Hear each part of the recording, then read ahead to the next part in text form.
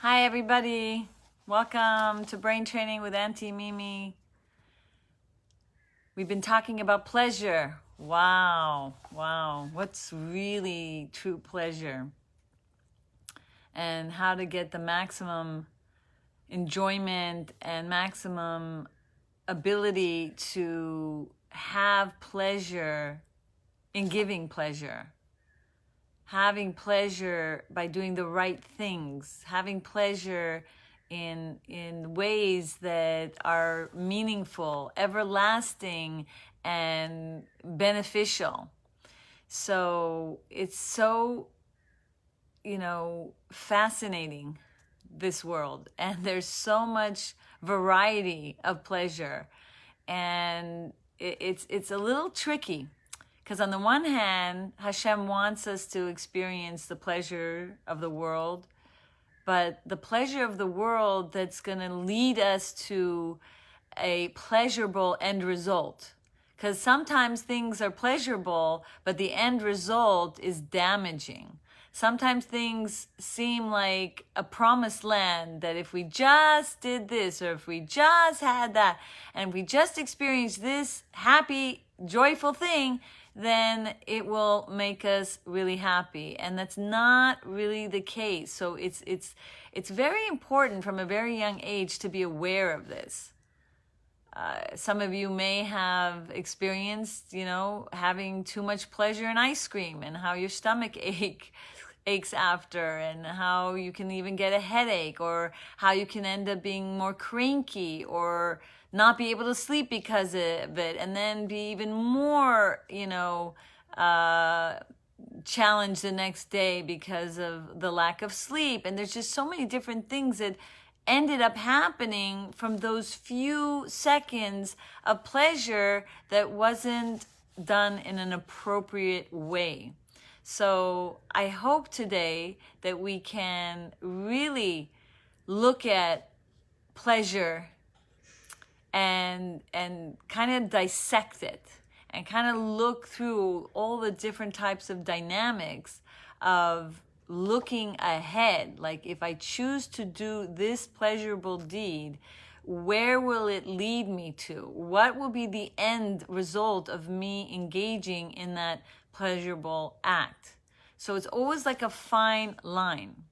Even some of the most permissible, pleasurable things in life that is kosher, we have to be careful of how much we engage in that pleasurable act at the expense of what's going to happen after. Not easy sometimes, but as we always say, the wise man's eyes is on his head. Meaning he's constantly thinking, is like more and more about what will lead the Shekhinah, what will lead to godliness, what will lead to wholesomeness and peacefulness and happiness if I do this act, or if I don't do this act.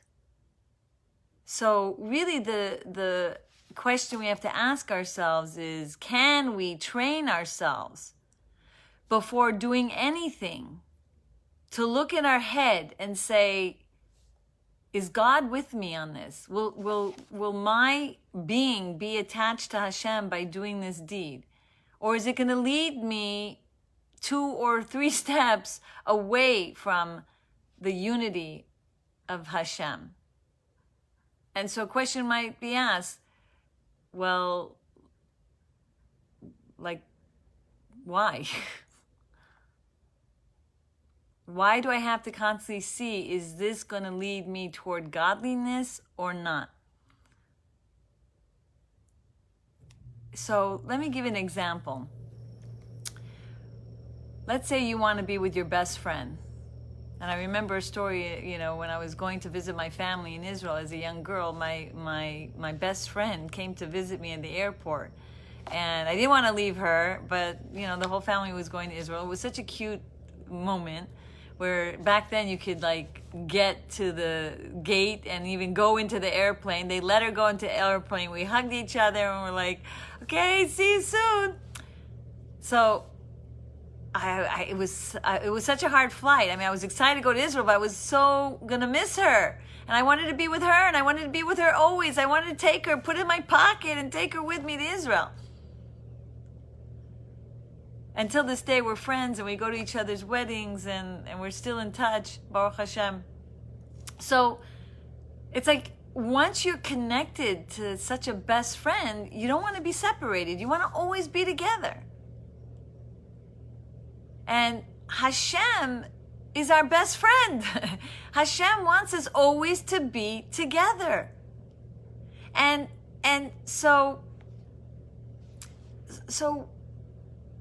when we do Torah and mitzvot, it allows us to be together with Hashem. And in Tanya, it actually explains that there is almost like an image of a pillar, right? Or, that when we do mitzvot, it's like it's creating this pillar.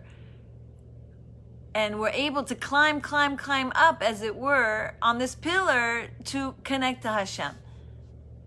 And not only that this pillar allows Hashem also to connect to us by us creating these pillars of Torah and mitzvot. Or you can see it as a rope. Another example that is given, that it's a rope. Like when a person is trying to climb out of a hole and the person above is holding the rope and the person below is reaching out for the rope, and it starts climbing out of the cave, out of the ditch, out of the pit. And the rope helps them connect to each other. Eventually they're gonna be together when the person gets out of that ditch. So the rope is helping them connect. So Hashem is the giver of all good. Hashem gives us peace. Hashem gives us love. Hashem gives us all the blessings of us being able to connect to Him down here through Torah and mitzvot.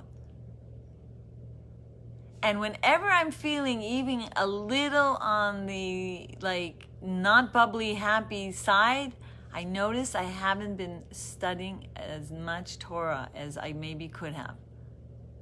Because Torah is the ultimate connector. Torah is the ultimate gift Hashem gave us to bring us joy, to bring us pleasure. And it's interesting, every day when we, in the end of the davening, I just want to read you this beautiful prayer. It says,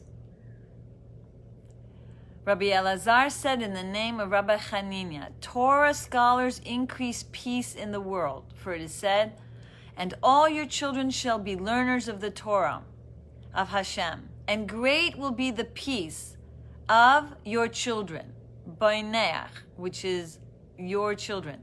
Do not read Banaich, but Bonaich, which means your builders. Those who love your Torah have abundance of peace, and there's no stumbling for them.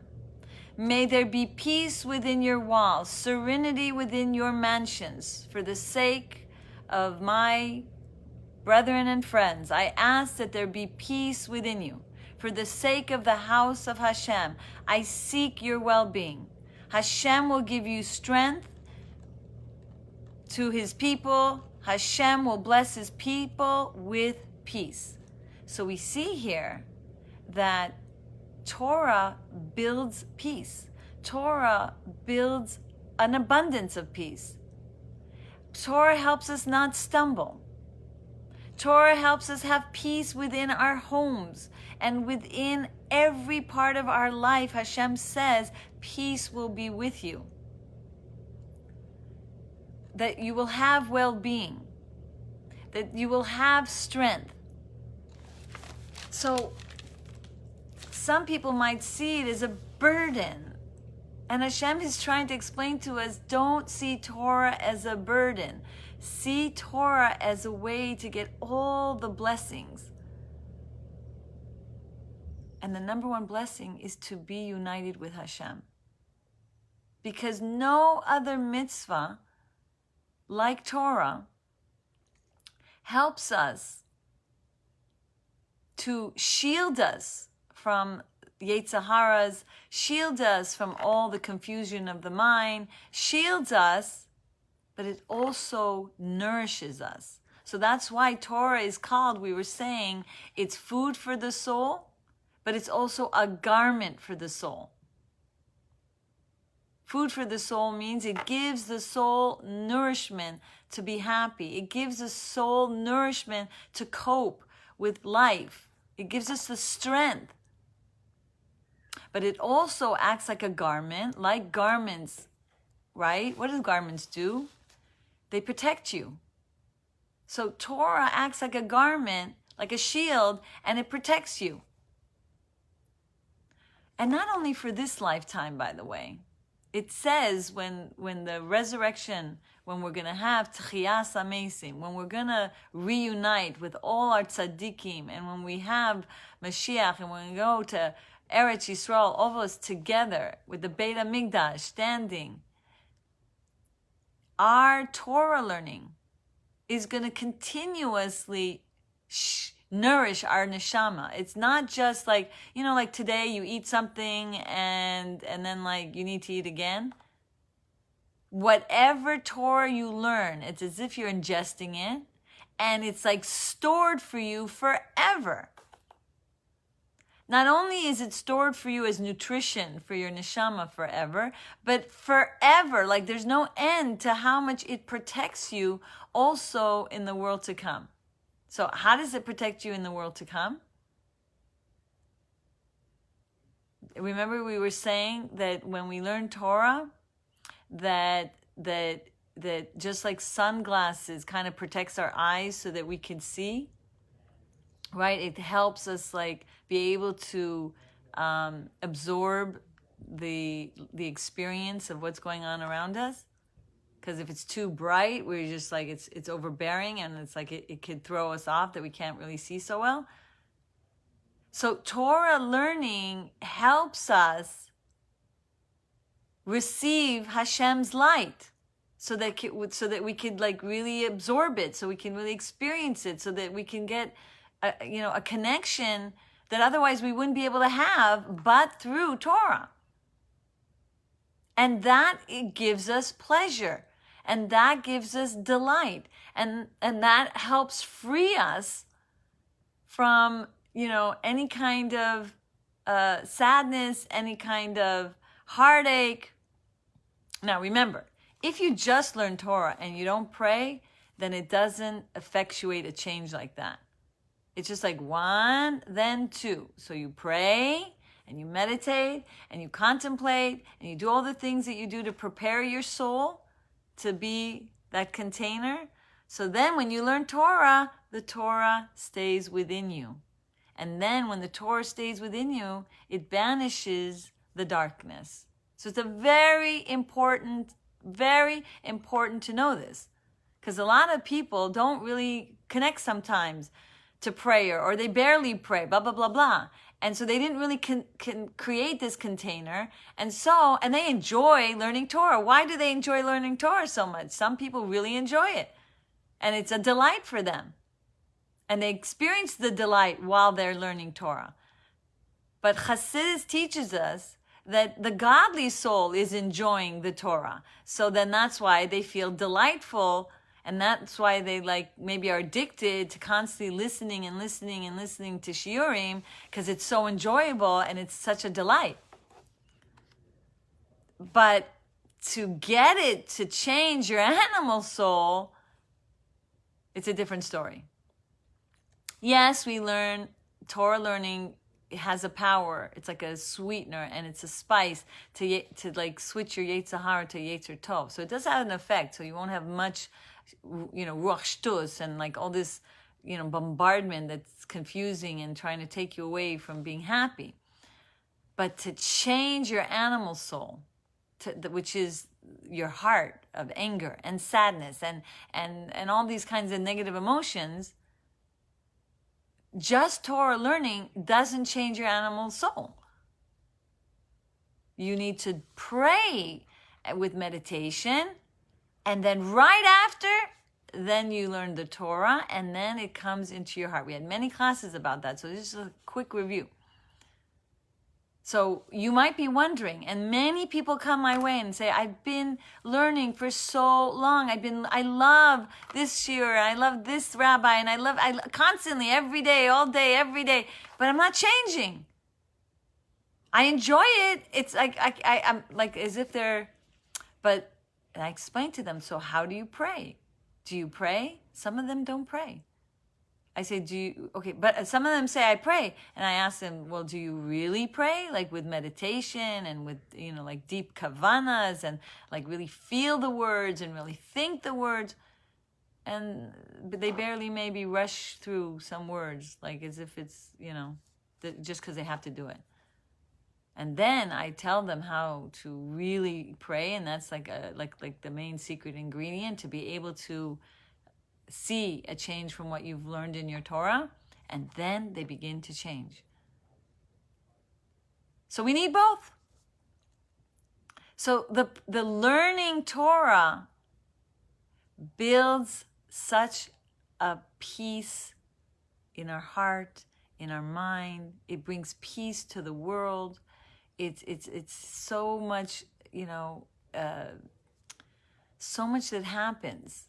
But the main thing is to understand that it's like an umbilical cord. It's like a column or like a pillar that connects us to Hashem.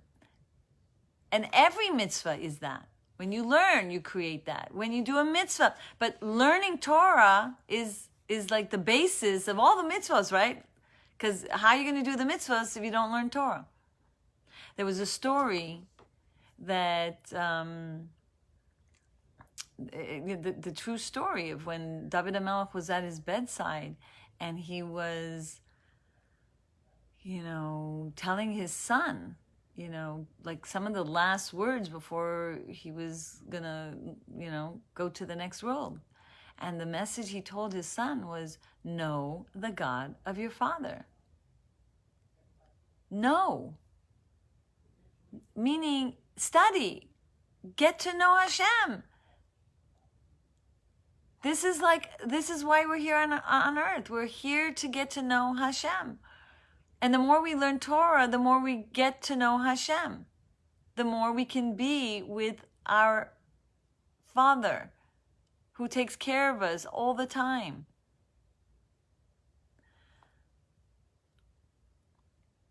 So I was reading Lessons and a beautiful book, and sometimes I just randomly open a page because I've learned it before, I read it before. I just want to maybe get a message, like a message for today.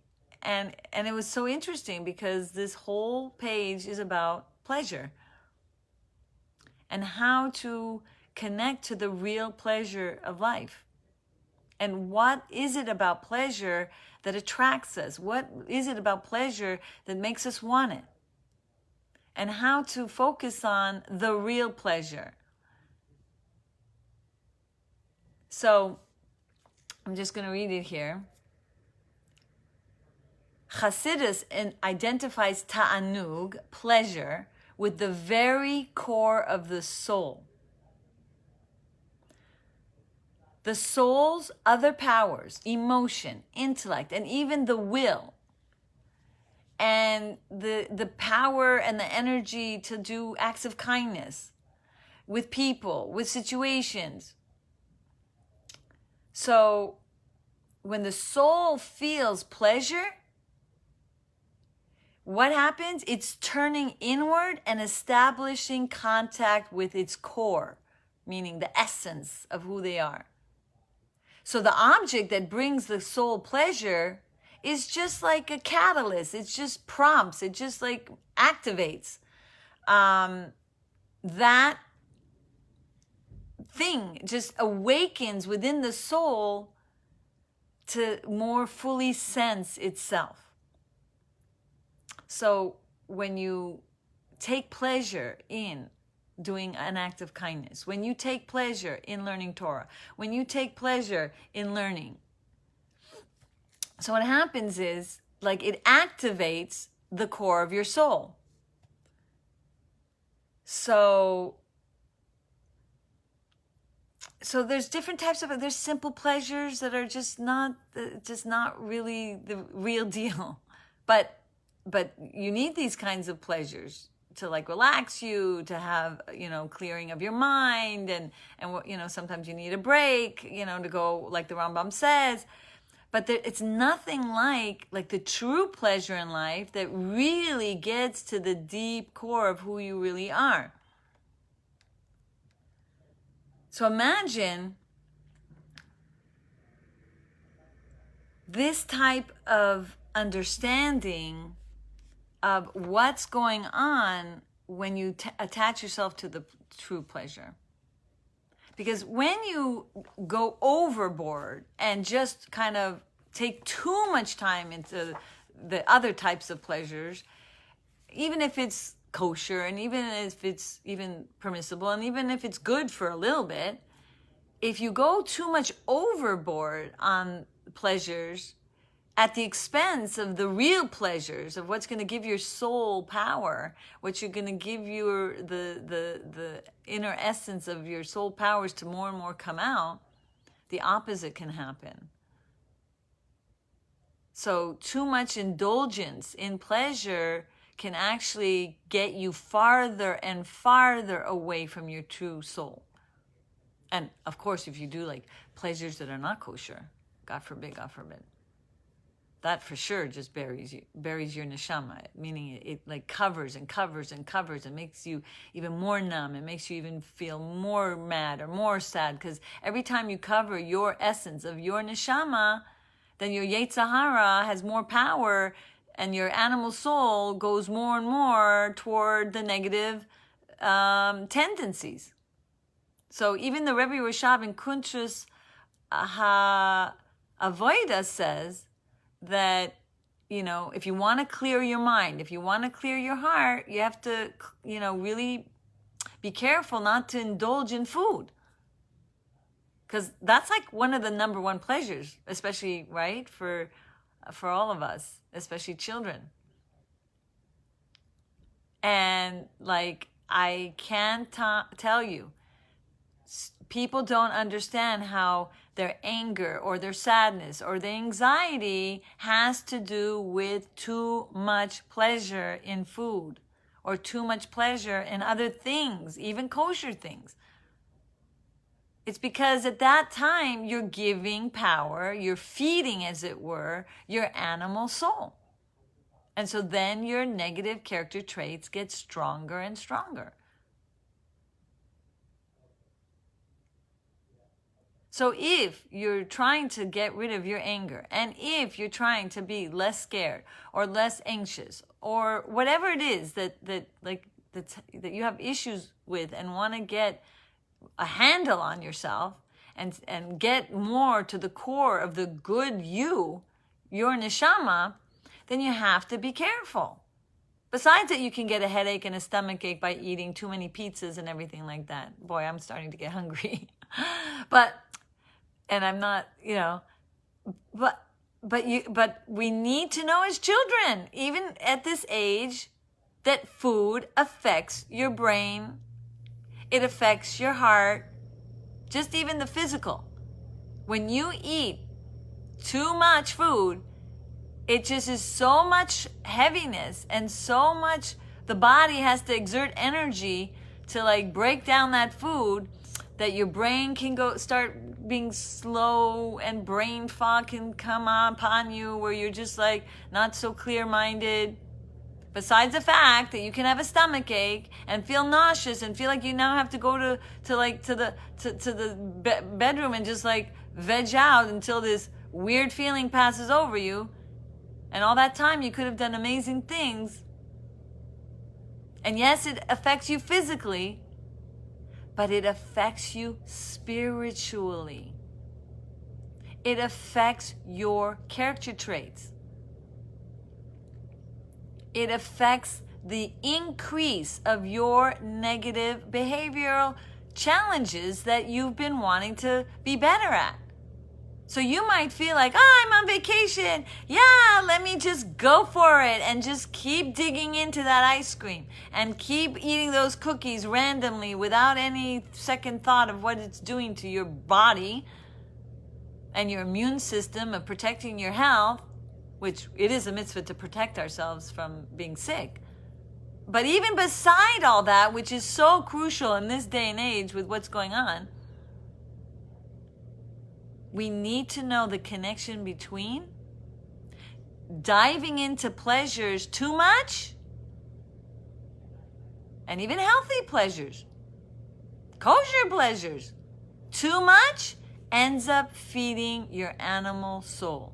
And that ends up making it more dominant, strong, domineering, almost controlling, to the point where you lose yourself and seem to be more angry or more depressed or more anxious, whatever it is. Remember, if you're fire, water, air, earth, the first few classes that we learned, then that fire will get stronger in a negative way. The anger will get, so well, why am I so angry? Yesterday I wasn't so angry. It's the same kind of interesting life that I'm going through right now. I might still be in quarantine and not being able to go to camp and not being able to, I know they're letting up right now, but different places have different laws. And then you're noticing that, you think you're getting angrier and angrier because you're stuck at home, but maybe you're getting angry and angrier because you ate too much sugar last night. Or you indulged in too much whatever you ate or whatever you did that was just like giving the power of your animal soul to take over. Because yesterday was the same day you were in quarantine and today. Why today you're more angry? We have to put the dots together. And if you're a more earthy personality and today you happen to be more sad, you were stuck yesterday at home, and today you're stuck at home. But why today? Why today you can't handle your stuckness at home? And yesterday you were happy, you were playing, you were getting along. You have to investigate. Maybe I didn't pray. Maybe I didn't learn Torah. And maybe I had too much sugar. Or maybe I had too much pizza, which happens to have a lot of sugar in it too. So then, we're not a slave to like a new day that we don't know what the heck's going on. Like one day I'm happy and getting along, and one time I'm moody and angry or sad or whatever. Then you can be free to be your own king over your character traits. Then you can have more control over your days.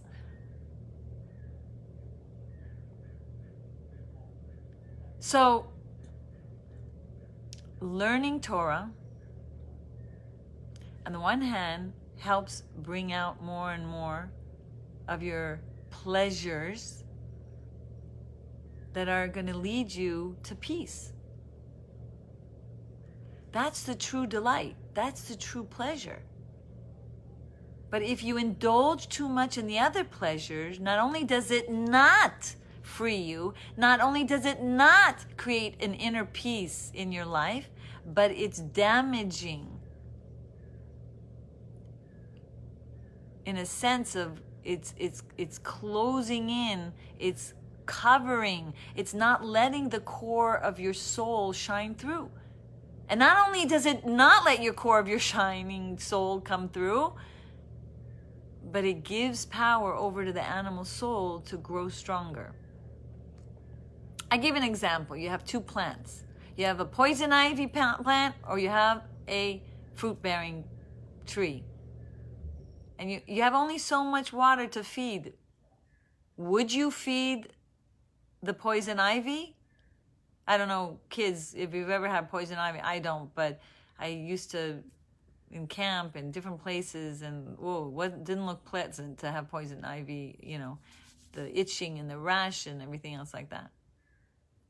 So, or you have water to feed your plant that's going to give you delicious cherries. My sister went on a cherry trip. Buckets and buckets of cherries. So cute. All the girls and all the family and the boys together carrying all these buckets. So like imagine you only have so much water. You're not going to feed the poison ivy. You're going to want the cherries or the strawberries. So you're going to feed that plant.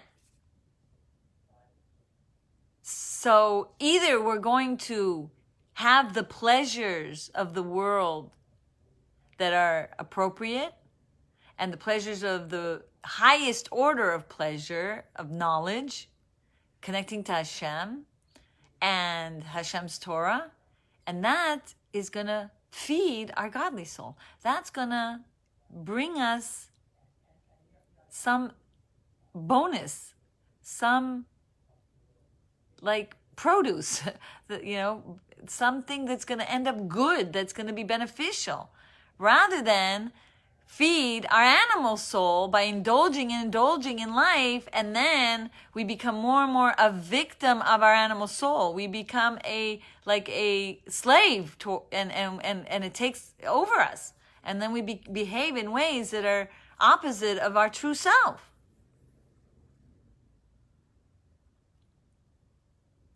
So we can't underestimate the power of choosing our pleasures appropriately and modestly and with reason and with limitations of the sort when we talk about the pleasures of the world. And of course, things that are dangerous we don't do. But we have to navigate toward, with understanding, understanding this, we will be able to more navigate toward what pleasures in life is just going to free us. Because some people will say, well, that makes me feel like a slave, that I can't have the pleasures I want. Why should I? I want to be free to have as many cookies as I want. And I'm not even talking about the sicknesses of the world, okay? Let's say there was no sickness in the world from eating inappropriately. Let's say you didn't get a headache. Let's say you didn't get nauseous. Let's say you were on fire. Because some people aren't as sensitive to bad foods. So let's say you're even one of those types. It doesn't seemingly affect you now. And it's not going to seemingly affect you in the future. But it's not a freedom because it blocks you. It buries the true you. You become captive. The neshama to be happy, the neshama that's free to be a giving, loving, compassionate, a neshama that has the power to cope with life, then is buried, covered. And that's not freedom. That's the opposite of freedom. That's enslavement to the things of the world that ends up really bringing us into a very gullus, very exiled mentality and exiled reality. I cannot say this enough. I wish I knew this when I was a child. I wish I knew there was a connection to just going at it, without thinking, mindlessly, to whatever I feel like eating and whatever I feel like doing, that it affected my midot. It affected everything about me. And the Rebbe Rashab says in Kuntrus Ha'avoida, all negative character traits come from the way we eat. Because that's really the main pleasure in life. You indulge in things, especially not kosher, but even kosher things, in a way that's not good for you and too much. The Rebbe Rashab says it affects your mind. Strange thoughts will come to plague you. You won't have a clear mind. Call it brain fog, but this is in our holy Torah. And then these strange thoughts create strange emotions. And those are where your midos are, the anger and the sadness or the anxiety.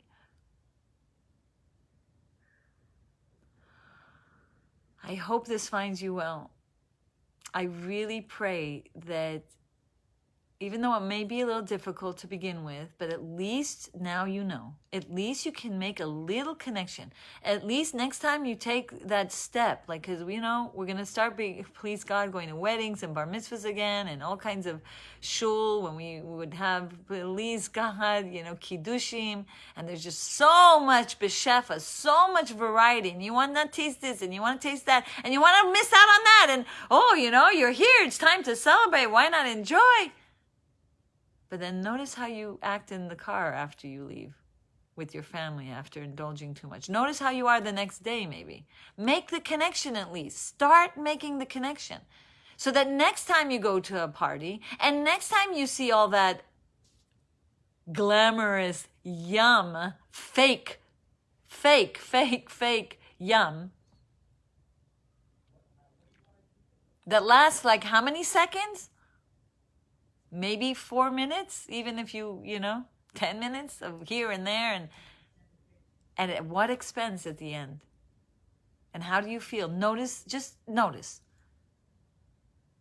How do you, not just your body, how does your mind, not just your mind, how does your heart? How is your feelings? Are you more anxious that day? Are you more angry that day? Notice, that's all. If you start noticing it, then guess what's going to happen?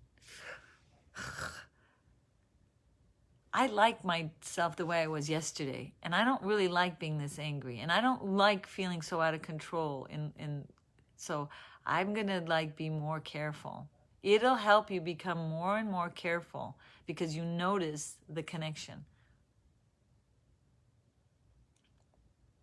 Auntie Mimi, sharing you with what has finally helped me in my life and that I wished I knew when I was younger. I wish I knew. It would have saved me from so much. So I'm hoping this now, whenever you get it, it's the time you're getting it. For whatever reason, Hashem decides. So the class one day that I call this class, and we'll do more of this, Refrain and Gain. Yes.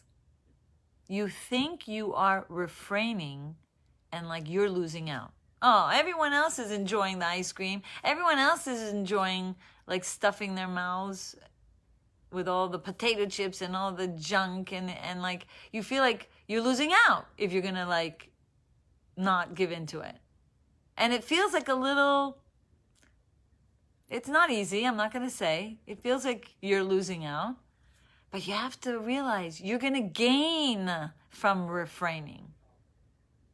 You're going to gain clear-mindedness. You're going to gain not being nauseous. You're going to gain not having a stomach ache. You're going to gain not having massive teeth problems and cavities. You're going to gain the power of your neshama that's not going to be buried. You're going to gain being more in control of your anger and your sadness.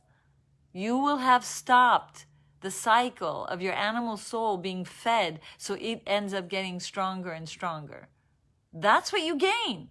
Now, while you're at the party, you don't feel like you're gaining anything. You feel like a loser even. Oh, why didn't you eat this? You know how many times as an adult I go places and they almost want to put it in my mouth. And I'm like, hello?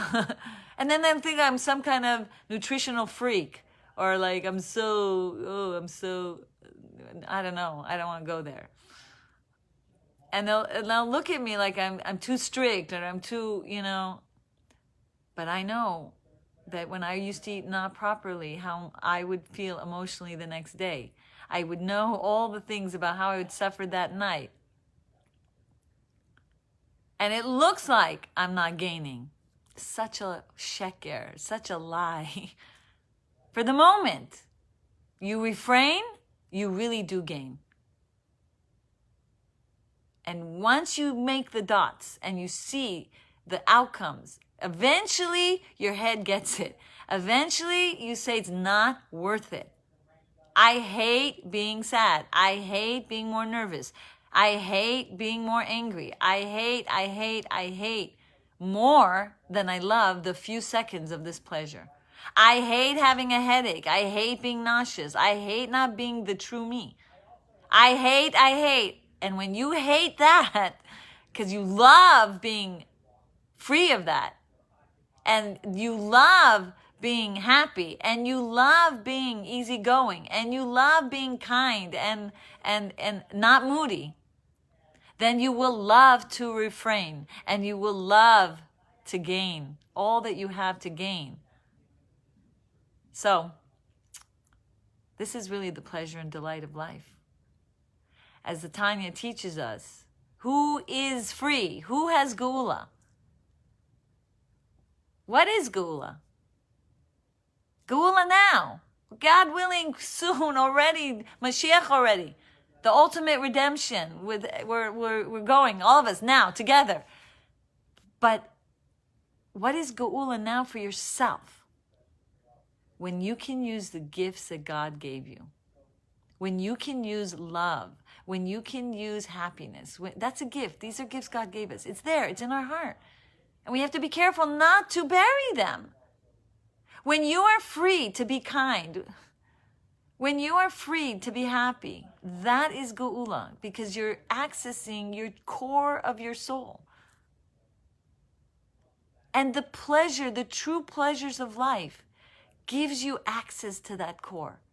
The sheker pleasures of life, when done inappropriately or abusively or indulgently, that's when you have exile. That's when you bury your heart. That's when you're not free. So you might see God saying, don't do this and don't do that and don't do this as a restriction, but it's just gates to protect you so that you can be free, to be the best that you can be. And let me tell you, I can't wait. I just the other day got my all the pictures. I showed some of my friends of the health book that we did for children. It's coming out soon. It takes a while till it gets through the graphics, and then until we upload it on Amazon. And it's hopefully gonna teach our children to be careful, to be more and more aware how food affects our mind, our heart, our body, and our soul. So, if you look at all the stories in the Chumash, and and all the people who had rebellious types of personality, you'll notice that it talks about how indulgent they ate that led to them being rebellious. Because when you eat indulgently, you block your heart, you block your neshama. And so then the Yetzer Hara takes over and then causes you to even want to rebel. And the Rebbe Rashab brings it out.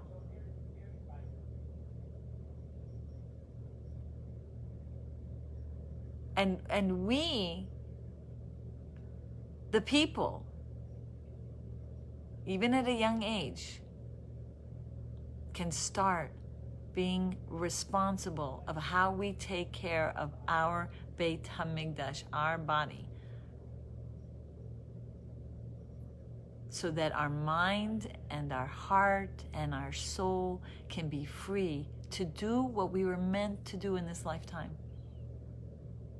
We were meant to be lamplighters. We were meant to have a mission of bringing goodness and kindness and being a walking example of a walking Torah, of what Torah does to refine us, to be that caring, loving, compassionate person that we were meant to be. We aren't here to indulge. We aren't here to have the sheker, pleasure of the world, and then bury ourselves farther away from our mission of being that example to the world. We need more lamplighters. We need more kind and loving people to show others the way. And it starts in your home, with your brothers and sisters, with your mommy and your tati, and even with a young age, you can enlighten your family. And they'll follow your ways. let me tell you, as a mother, years and years and years, I don't know if you would want to be, no, just kidding. But like finally I see, Baruch Hashem, all my family members following my ways.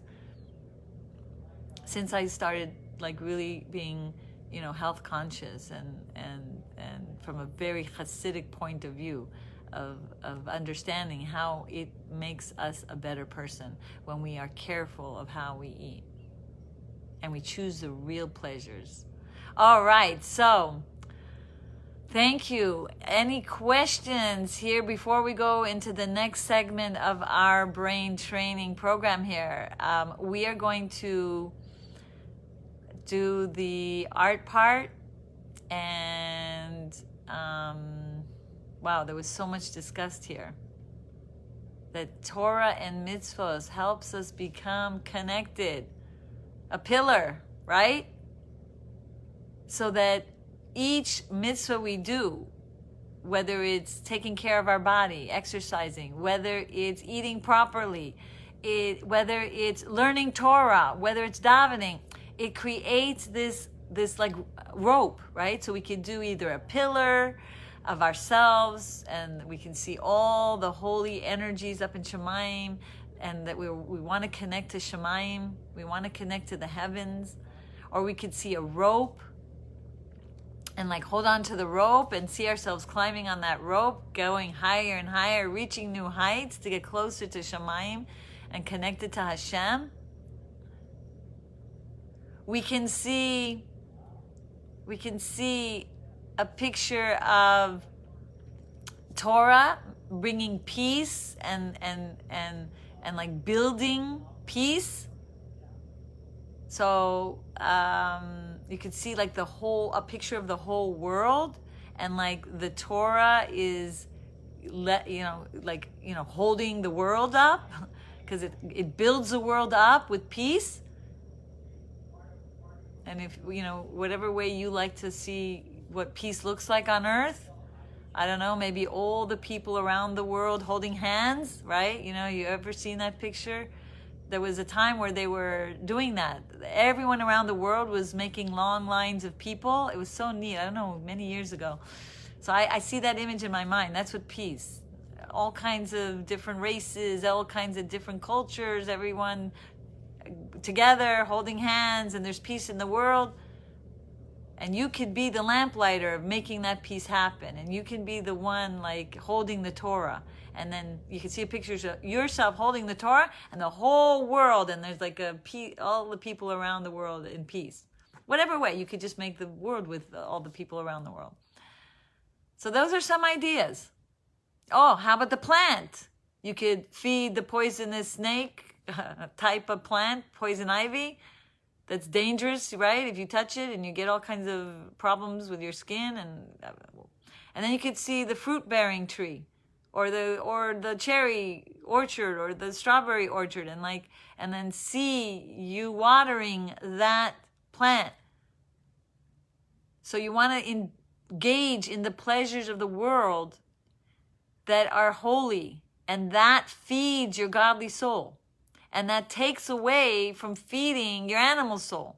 So when you refrain, you can write refrain and gain. You refrain from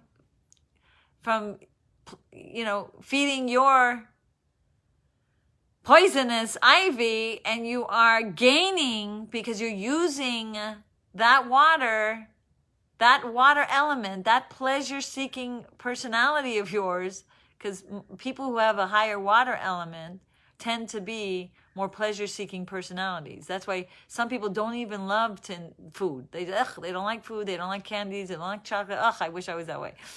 But water personalities have like a really greater desire for pleasure. It's in their nature. Some people are born frigid. They have no taivas. They don't get excited from food.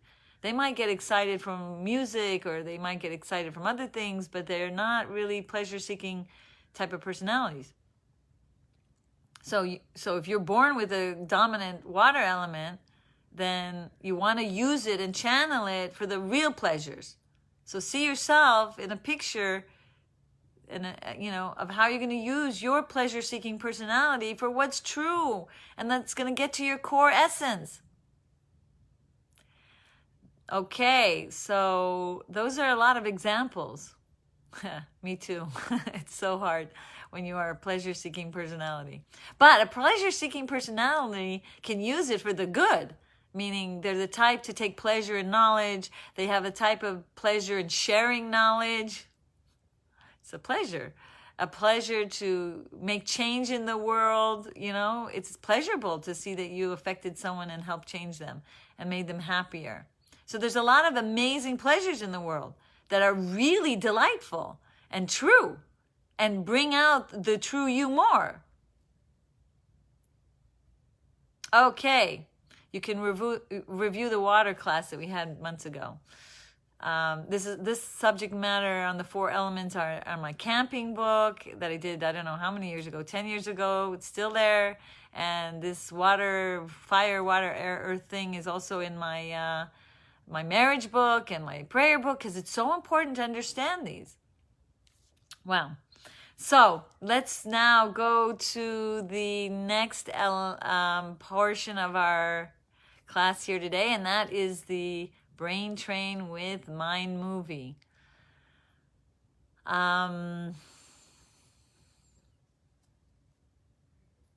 Oh, before we do that, I forgot. Very critical, because we just talked about the water element in people and their pleasure personality. There's holy sparks in prayers, and there's holy sparks in learning Torah, and these are the sparks that give us this type of pleasure. So if we are like addictive type of personalities and have like the hard time controlling the way we eat, and we just like feel like almost this monster is inside of us, like demanding us to eat, and it's like pulling us toward that food even though we are not like wanting to. It's like almost like a robot like situation, like with these types of personalities that have a strong water element. So they need to get more sparks from other acts of kindness, other sparks from learning Torah, other holy sparks from davening, praying. And then they'll see their soul won't be as attracted to the sparks in the food or the sparks in the shopping, or for some people, other things, games, and they want more and more. So the more and more you get these holy sparks from other holy deeds, then your soul won't be as easily tricked and attracted to the other stuff that doesn't get you anywhere. I hope this makes sense for you. Yeah. Oh, thank you, Debbie. Oh my gosh, one of my first CBTT. Okay, we'll go into that another time. But volunteer and been. She posted about liking my health book, and I was so thankful and appreciative. Thank you so much, and all of you. So, like, if you're, can't understand why you're so pulled toward food and so pulled toward, like, these pleasures, it's because you have a high soul and you have more water element than the average person. And so then you're more pulled toward the pleasures of the world. So you need to upgrade and do more to get the soul sparks from holy pleasures. And then you'll see less and less you'll be attracted and pulled toward these types of pleasures that are making you, either sick to your stomach or tired or even brain fog or even more angry or more sad. So that's it. Go for the gold. Go for the true gold, and go for more holy sparks in the real pleasures of life. And they're found in Torah and mitzvot, and you will be satiated. You won't be as hungry. You'll be able to be satisfied from these holy sparks that you don't even need to eat as much like you used to. Okay, so let this go to the 12-step program. If you're in one of those, like, share this. Share it with other people. People don't know. They have no idea that one is connected to the other. Our midot are connected to the way we eat. Our brain and the way we think is connected to the way we eat. We have the power to get rid of extraneous thoughts by the way we eat. We have to deal with this in a very mystical but practical way. Okay, so let's do the mind movie. What comes to my mind? I really like refrain and gain. That will be our message here in our mind movie. That you think you're losing out, but you're gaining. So we could see ourselves already that, you know, because soon we're going to go to these parties, and soon, like, it might be even more like tantalizing because we've been so locked up and we've been so, you know, not able to go to these parties, these holy parties. And so we might feel like, you know, letting loose even more because we've been so trapped. We haven't had these kinds of massive, delightful, you know, engagements. So I think that's very important to practice right now. And we can close our eyes. And as we close our eyes, we can feel this incredible, soft, beautiful energy of peace and relaxation. And with every breath we take, we just like feel this wave of relaxation almost come over us from the bottom of our feet, like almost like round and round, helping us like really calm our body down. And remember, when we relax our body, then our brain relaxes. And when our brain relaxes, our brain has the power to focus more and tap into its power of implementing what we just learned. So sometimes it's really a matter of a few seconds of just taking deep breaths and imagining yourself someplace beautiful, someplace relaxing, someplace that you love to be. And as you see yourself getting to that destination, you feel more and more relaxed because you know you're going to have this time for yourself. So important to take those deep breaths. So important to oxygenate your mind and to clear away the old stagnant from your mind. And then you see yourself that much closer to that place. It's just so stunning, so beautiful, and it is pleasurable to the eyes. You are enjoying the scenery of Hashem's creation, Ma Rabu Ma'asecha, and you're like blown away from its beauty. It's like, wow, what a blessing to like be able to escape for a little bit and reconnect to the true pleasures of your life, to the true pleasures that are going to bring out the truest, most beautiful you, to access the core essence of your neshama. And so you're in this place and you're relaxing and you're thinking about all the things that we learned here. How there's sparks of holiness in everything. But you need the sparks of holiness of your good deeds. You need the sparks of holiness in prayer and meditation and learning to help satisfy your neshama, to help nourish your neshama, to help it shine, to help it be more and more revealed. And as you're in this place, there's an incredible beauty about it. And as you're walking along, you see two paths. One path is the path that is bright and light, and you see an orchard and so much beauty. And then there's a path that, like, it looks beautiful and it looks almost the same, but as you look further down the path, you see darkness, you see like negative energies, and you're just like and you see even, let's say, the like amazing, like stunning, gorgeous fake foods and you're almost like tempted, and you almost like grab it, and as you're about to grab it, it turns into like dust of ashes and negative energies, and you're just like, ugh. And then you walk away because you realize it's just a facade, it's just a fake, it's just like a sheker. It all looks so pretty, but when anytime you touch anything, the truth of its existence comes out. Blackness and ashes and blah. So you right away go toward the path of light, and there you see the foods that are kosher, the foods that are healthy, the foods that you can eat with moderation, that is delightful and pleasurable. And you start to say a bracha and thank Hashem, and it doesn't turn into ashes and dust, and there's vitality and life, and like it's as if you're touching godliness when you're eating this healthy food,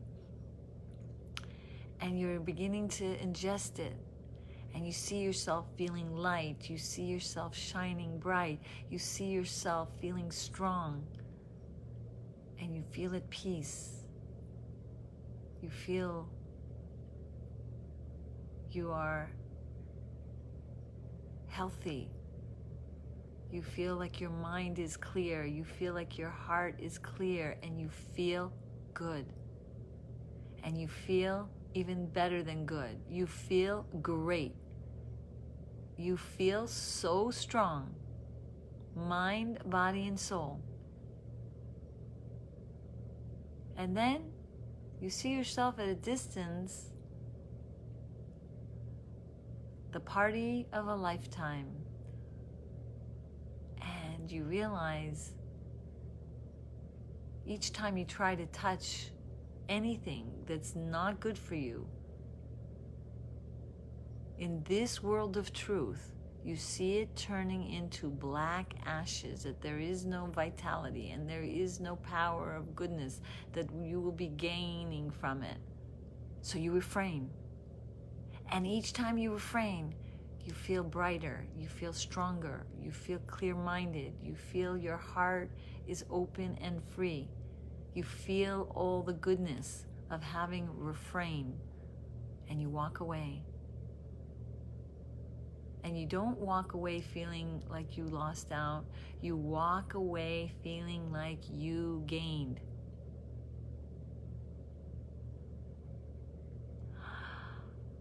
Wow.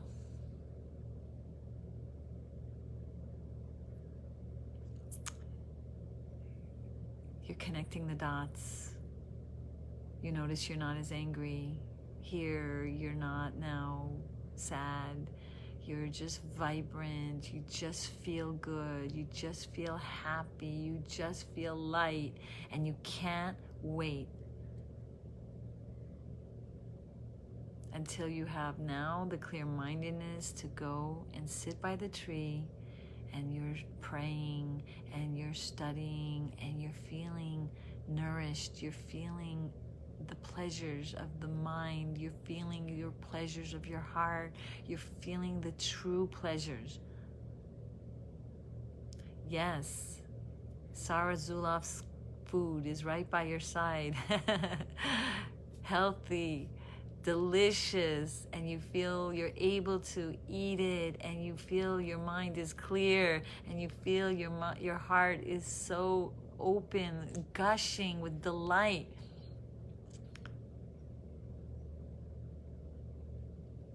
And then you take the siddur, you take your Torah, and you walk out like a literally a soldier of Hashem with strength. You built yourself up with this holy pleasure, with the delight that is true. You elevated the sparks of the food you ate that was good for you, and it nourished you. It's written all over your face. It's written all over the way you speak, the way you think, the way you act. And you're walking out of this place like a new person, getting more fit, getting more strong, getting more free.